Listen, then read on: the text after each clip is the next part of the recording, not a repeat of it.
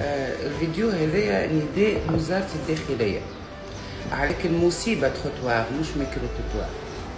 عندنا توانسة في العالم بالدم مش بالعرق، بالدم باش يعليوا راية تونس في المجالات الكل، في الرياضة، في الطب، في الهندسة، في اللي تحب انت.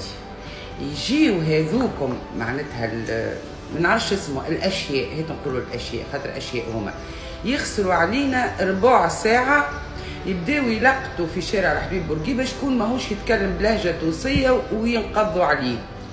سامحني انت واقفه على ولا واقف على الاراضي التونسيه وشاد ميكرو تونسي وقابل وزاره السياده وتستجوب في واحد اللي هو نعرفوا تويكا اللي لا ثم سياحه ولا حتى شيء، كلهم جايين للعلاج. تلقاه خارج من كلينيك كان يبوس في يدين طبيب انقذ له حياته ويجيك يقول لك والله انا جاي على بنات تونس، والله انا جاي باش نعمل اللي ما نعملوش في بلادي.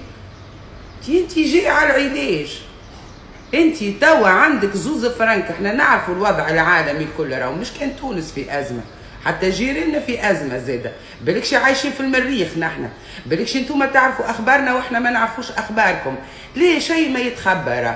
دونك انت جاي على علاج، خارج من كلينيك، مخبي الفاسمه نتاعك بمريول، وجاي تحكي جيت على بنات تونس. لكن انا راني ما نلومش عليك، انا نلوم على الوبش ولا الوبشه اللي مدلك الميكرو يضحك معاك، نلوم على هذاك. خاطر مستحيل في دوله اخرى تلقى واحد من دوله باللي باش يوصل للانحطاط نتاعهم يجي يعمل لك انترفيو مع تونسي باش يسب بنات بلاده. وهذايا نجر عليه على مواقع التواصل الاجتماعي، هما يقول لك مادام هذايا شيء عنده هو اعلامي مد لي الميكرو تكلم دونك تونس مستباحه ومباحه، ويبداو اني بمولاك اني بمولاك، وتصبح الرجال تلون في وجوهها وتدافع على تونس.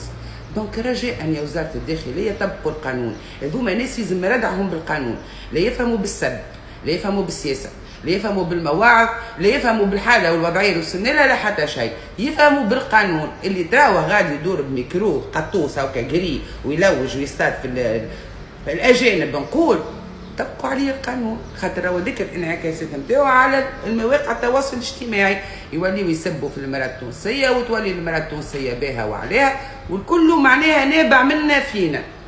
تقول مانيش باش نقول ربي يهدي، ربي يدي ان شاء الله، ربي يديكم علينا ان شاء الله، نقوموا نلقاوكم في القمره معلقين كيكه من عنكوشكم.